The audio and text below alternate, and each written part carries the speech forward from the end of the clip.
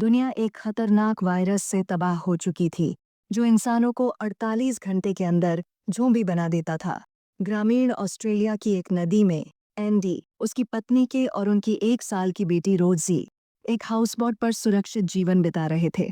एक रात जब वे नई जगह पर जाने के लिए हाउसबोट चला रहे थे, एंडी ने किनारे पर 2 बच्चों को खेलते देखा।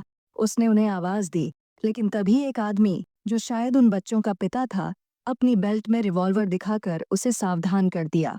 एंडी ने आगे बढ़ने का फैसला किया। बाद में एंडी पानी से सामान निकालने के लिए जाल डाल रहा था। के ने चिंता जताई कि उनका खाना खत्म हो रहा है, लेकिन एंडी ने जमीन पर जाने के उसके विचार से असहमति जताई। इसी बीच एक आदिवासी लड़की थूमी को अपने जूतों पर पत्ते चिपकाते दिखाया जाता है। एंडी को जल्द ही एक छोड़ी हुई सेलबोट दिखती है। वह उसमें जाता है और कुछ खाना निकालता है। जब वह के को दिखाता है तो वह संशय में पड़ जाती है। एंडी उसे भरोसा दिलाता है कि सेलबोट सुरक्षित थी, फिर भी कि खुद वहां जाकर और सामान लाने का फैसला करती है।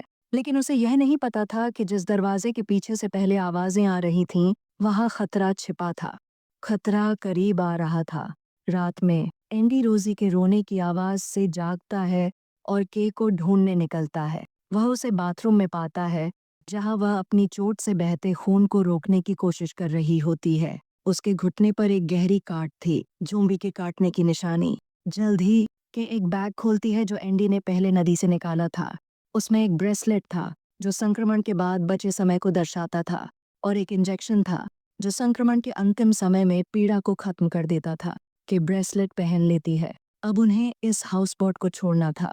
वे एक अस्पताल जाने का फैसला करते हैं। रास्ते में वे जले हुए शव के अवशेषों के पास से गुजरते हैं। थूमी एक स्केचबुक में एक आदमी की तस्वीर बना रही थी, एक ऐसा आदमी जिसकी गर्दन जमीन में दबी थी। फिर वह अपने ठिकाने से बाहर निकलती है और एक मरी हुई खरगोश की लाश एक गड्ढे में फेंकती है। अंदर से गड़गड़ाने की आवाजें आती हैं और वह अपने कान बंद कर लेती है। भाग्य बदलता है। एंडी और के को एक गाड़ी मिल जाती है। जब एंडी उसमें ईंधन डाल रहा होता है, के को सीट के पीछे पीले रंग का चिपचिपा पदार्थ दिखता है। तभी एक ज़ॉम्बी उनकी ओर बढ़ने लगता है, लेकिन वे किसी तरह भाग निकलते हैं। जैसे ही वे आगे बढ़ते हैं, रास्ते में उन्हें एक ज़ॉम्बी दिखता है जिसकी गर्दन जमीन में फंसी हुई थी। रास्ते में रुककर एंडी नक्शा देखने लगता है, जबकि के रोजी का डायपर बदलने लगती है। अचानक वह गिरकर तड़पने लगती है। उसके मुंह से खून निकलने लगता है। इस बीच थूमी फिर से एक सांप की लाश गड्ढे में फेंकती है, लेकिन इस बार कोई आवाज नहीं आती। वह डरकर अंदर झांकती है और फिर तेजी से वहां से भाग जाती है। के को अब एहसास हो चुका था कि उसका घाव और बिगड़ रहा है। वह गाड़ी से बाहर निकलती है और गुस्से में एंडी से झगड़ने लगती है, ये जानकर कि एंडी उसकी हालत छुपा रहा था। लेकिन एंडी किसी तरह उसे शांत करता है और आगे बढ़ने के लिए मना लेता है। वह गाड़ी का दरवाजा तोड़ देता है ताकि के दोबारा भागने की कोशिश न कर सके। तभी सड़क पर एंडी को एक अकेला आदमी दिखता है। उसी की ओर देखते हुए उसका ध्यान भटक जाता है और गाड़ी एक पेड़ से टकरा जाती है।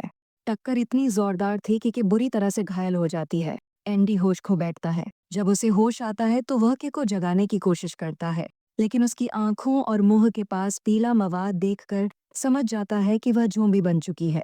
वह जैसे ही भागने की कोशिश करता है कि उसे काट लेती है। अब वह भी संक्रमित हो चुका था। वह किसी तरह कार से बाहर निकलता है और देखता है कि रोजी थोड़ी दूरी पर सुरक्षित बैठी थी। वह वापस आता है, के को दर्द से मुक्ति देने के लिए इंजेक्शन लगाता है। फिर वह अपना और के का ब्रेसलेट बदल देता है। अब उसकी जिंदगी भी गिनी चुनी घंटों की मेहमान थी। एंडी रोजी को पीठ पर बांधकर पैदल ही सफर करने लगता है। रास्ते में वह अपनी पत्नी का इत्र रोजी के पास रखता है ताकि वह रोना बंद कर दे। थोड़ी देर आराम करने के बाद उसे वही आदमी दिखता है जिसकी वजह से उसकी गाड़ी का एक्सीडेंट हुआ था। अब वह एक ज़ॉम्बी बन चुका था। एंडी हमला करने के लिए तैयार होता है, लेकिन तभी थूमी आकर उसे रोकती है। वह एक पत्थर से अपना हाथ काटती है और खून गिराकर ज़ॉम्बी को अपनी ओर खींच लेती है। एंडी को समझ में आता है कि वह ज़ॉम्बी कोई और नहीं बल्कि थूमी का पिता था। एंडी अपने सफर के आखिरी पड़ाव पर पहुंचता है, जहां वह एक स्कूल में दाखिल होता है। वहां उसकी मुलाकात एकता से होती है, जो एक रिटायर्ड टीचर है। एकता उसकी चोटों का इलाज करती है और उसे बताती है कि सारे आदिवासी इस जमीन को छोड़ चुके हैं, यहाँ तक कि उसके कई पुराने स्टूडेंट्स भी। एंडी बाहर आता है और दूर जलती हुई आग को देखता है जो आदिवासियों ने लगाई होती है। उसी समय एक औरत थूमी को पुकारती नजर आती है। रात होते ही एक अस्पताल के कमरे में एंडी को पहला दौरा पड़ता है। अगली सुबह जब वह जागता है तो बाहर आकर एट्टा से मिलता है। एट्टा उसे सलाह देती है कि वह विली को ढूंढे, जो थूमी का पिता है, ताकि वह रोजी की देखभाल कर सके। वह यह भी बताती है कि आदिवासी ये आग इसलिए लगाते हैं ताकि जमीन को साफ किया जा सके और रास्ते में आने वाले जॉम्बीज को मारा जा सके। वह एंडी को आग से दूर रहने की चेतावनी देती है। एंडी सफर जारी रखता है और एक खंडहर में रुककर रोजी को पानी पिलाने लगता है। वहाँ कुछ जॉम्बीज जमीन में सिर गाड़े पड़े होते हैं। ये नज़ारा देखकर वो जल्दी वहाँ से निकलने लगता है, लेकिन उनमें से एक ज़ॉम्बी उठकर उसके पीछे लग जाता है। रास्ते में उसे एक ट्रक मिलता है और वह उसे हाईजैक करने की कोशिश करता है, लेकिन तभी एक आदमी विक आ जाता है। विक उसे बचा लेता है, जबकि एंडी को पता ही नहीं था कि कोई ज़ॉम्बी उसका पीछा कर रहा था। विक खुद एक टैंक के नीचे फंसा होता है और एंडी से वादा लेता है कि पहले उसे बचाएगा, फिर दोनों साथ मिलकर भागेंगे। विक उसे अपने ठिकाने पर ले जाता है, जो कभी एक गैस प्लांट था। वहाँ एंडी की मुलाकात विक की बीवी लॉरेन से होती है, जो दूसरे इंसानों को देखकर हैरान रह जाती है। विक एंडी को अपनी नौकरी के बारे में बताता है। वह ज़ॉम्बीज को मारकर उनकी कीमती चीजें इकट्ठा करता है, क्योंकि उसे लगता है कि जब दुनिया दोबारा सामान्य होगी तो ये चीजें काम आएंगी। लेकिन ज़ॉम्बीज को लुभाने के लिए विक जिंदा इंसानों को पिंजरे में डालता है ताकि ज़ॉम्बीज उन पर टूट पड़े। एंडी को वहाँ थूमी भी कैद नजर आती है, जिसे देखकर वह बेचैन हो जाता है। इस बीच ठिकाने पर बिजली चली जाती है और रोजी रोने लगती है। लॉरेन उसे चुप कराने की कोशिश करती है, लेकिन तभी उसे अपने पेट पर कुछ अजीब चिपचिपा पदार्थ महसूस होता है। एंडी विक के साथ एक और पिंजरे के पास जाता है, जहां विक ज़ॉम्बीज को खून, रेडियो की आवाज और आंतों से आकर्षित करता है। ये सब देखकर एंडी के अंदर एक अजीब बेचैनी पैदा होती है। जब वह वापस ठिकाने पर लौटता है तो लॉरेन उसे बताती है कि वह विक की पत्नी नहीं है।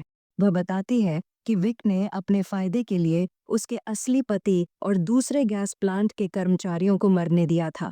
विक को संदेह हो जाता है और वह एंडी को अपनी बंदूक के बट से मारकर बेहोश कर देता है। जब एंडी होश में आता है तो वह खुद को थूमी के साथ उसी पिंजरे में कैद पाता है। दोनों मिलकर योजना बनाते हैं और ज़ॉम्बीज की ताकत से पिंजरा खुलवाकर भाग जाते हैं। वे लॉरेन, रोजी और पिंजरों की चाबी लेकर निकलने में कामयाब हो जाते हैं, लेकिन विक उनका पीछा करता है। विक की गोलियों से बचाने के लिए लॉरेन खुद को कुर्बान कर देती है। थूमी एंडी को एक पिंजरे के पास ले जाती है, लेकिन अंदर बंद आदमी गायब हो चुका होता है। विक अब भी उनका पीछा कर रहा होता है, इसलिए वे एक छोटी घाटी में रात बिताते हैं। आधी रात को एंडी फिर से अजीब हरकतें करने लगता है। वह दीवार पर लगे खून से अपना चेहरा रगड़ने लगता है। थूमी यह देखकर डर जाती है और रोजी को लेकर छिप जाती है। अगली सुबह एंडी और थूमी की बातचीत होती है, जहां एंडी उसे बताता है कि उसके पिता अब ठीक नहीं हो सकते। यह सुनकर थूमी भाग जाती है। वह देखती है कि एक औरत उसके पिता की जैकेट एक पेड़ की डाल पर टांग रही है। जब वह वहां पहुंचती है तो उसका पिता उसी पेड़ के ऊपर मृत अवस्था में पड़ा होता है। एंडी उसे सांत्वना देने की कोशिश करता है, लेकिन जब थूमी उसे स्वीकार नहीं करती तो वह चला जाता है। अब उसकी हालत और बिगड़ जाती है और वह जमीन में सिर गाड़ने की कोशिश करता है, जैसे पहले देखे गए ज़ॉम्बीज कर रहे थे। लेकिन रोजी की रोने की आवाज सुनकर थूमी खुद को संभालती है और वापस आती है। वह एंडी की मदद करने का फैसला करती है और उसे नदी तक ले जाने के लिए तैयार हो जाती है। वे एक मोटरबोट से सफर करते हुए उस कैंपसाइट तक पहुंचते हैं, जहां एंडी की मुलाकात पहले एक परिवार से हुई थी। एंडी रोजी को लेकर परिवार को ढूंढने निकलता है, जबकि थूमी वैन में रुकती है। वह उस पिता को पाता है जिसे ज़ॉम्बी के काटने की वजह से मरना तय होता है। पिता उसे अपनी रिवॉल्वर देता है, जिसमें 6 गोलियां होती हैं। वह कहता है कि पहले वह खुद और अपने परिवार को मार देगा और बची हुई गोलियां एंडी रख सकता है। एंडी वहां से चला जाता है और पीछे से 3 गोलियों की आवाज आती है। फिर चौथी गोली चलने से पहले वह आदमी एंडी के पीछे आता है और खुद को गोली मारकर गिर जाता है। एंडी बंदूक उठाता है और खुद को भी गोली मारने का सोचता है, लेकिन तभी थूमी आ जाती है और कहती है कि वह अब घर जाने के लिए तैयार है। वे आगे बढ़ते हैं और रास्ते में एक ट्रेन की सुरंग से गुजरते हैं। वहां उनका सामना विक से हो जाता है। थूमी रोजी को लेकर एक कार में छुप जाती है, जबकि एंडी विक को अपनी ओर आकर्षित करने की कोशिश करता है। दोनों के बीच संघर्ष होता है। एंडी विक पर 2 गोलियां चलाता है, लेकिन दोनों चूक जाती हैं। विक थूमी को पकड़कर बाहर खींचता है और उसके सिर को रेल की पटरी पर मार देता है। थूमी दर्द से कराहती है और विक अब रोजी को उठाकर रोने लगता है, जैसे वह अपनी गलती पर पछता रहा हो। अंततः वह रोजी को एंडी को सौंप देता है और एंडी एक घायल थूमी के साथ अपना सफर जारी रखता है। एंडी की हालत अब और बिगड़ चुकी है। वह सड़े हुए मांस को खाने की कोशिश करता है, लेकिन खुद को रोक लेता है। वह थूमी से वादा लेता है कि वह रोजी का ख्याल रखेगी। अपनी मौत को सामने देखते हुए वह खुद को बांधता है और मांस को एक छड़ी पर लटका कर आगे बढ़ता है। आदिवासी योद्धा आखिरी सफाई कर रहे होते हैं, लेकिन थूमी सीटी बजाकर उनका ध्यान खींचती है। जब वे पास आते हैं तो देखते हैं कि एंडी पूरी तरह ज़ॉम्बी बन चुका है, लेकिन थूमी उसे एक लाठी के सहारे काबू में रखती है और अपनी माँ के पास पहुंच जाती है। एक योद्धा एंडी को मारने वाला होता है, लेकिन थूमी उसे रोक देती है। अंत में थूमी एंडी पर उसकी पत्नी का परफ्यूम छिड़कती है। एक पल के लिए उसकी चेतना लौटती है और वह देखता है कि रोजी अब सुरक्षित है। थूमी उसकी तकलीफ को खत्म करने के लिए योद्धा को इशारा करती है और एंडी को मुक्ति मिल जाती है। फिल्म के आखिरी दृश्य में आदिवासी लोग एक सुरक्षित पनाहगाह में पहुंचते हैं। थूमी और उसकी माँ रोजी की देखभाल करती हैं। रोजी के पेट पर सफेद रंग से लिखा होता है, थैंक यू।